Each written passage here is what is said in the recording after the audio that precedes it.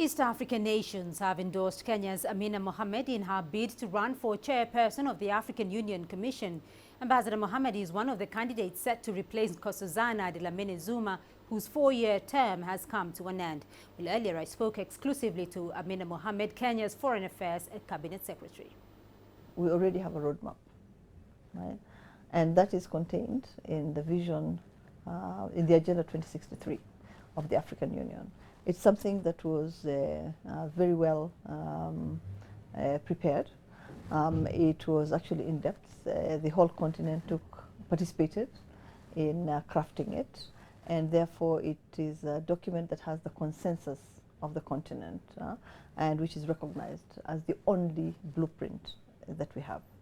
And therefore my role, if I was elected, would be to faithfully but also expeditiously implement Agenda 2063, because for as long as the people at the in the villages, right, at the grassroots, do not actually feel its impact, right, then it still just remains a concept paper, right, until they feel its impact. And we can actually make that happen.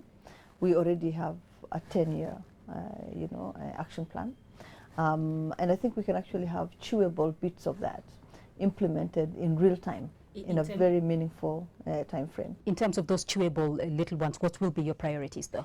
Well, first of all, industrialization, right? That has to be the key. It will allow us to develop much faster than we are developing.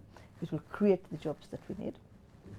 Within it, right, we need to actually diversify as fast as we can, because for a very long time we've been relying on a few primary products, right, that go to specific markets.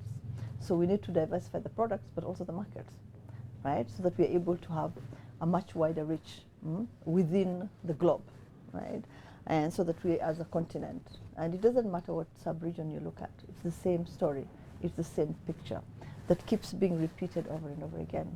And the danger today is that even with the basic process of industrialization that we have begun, right, we seem to be duplicating what each other is doing.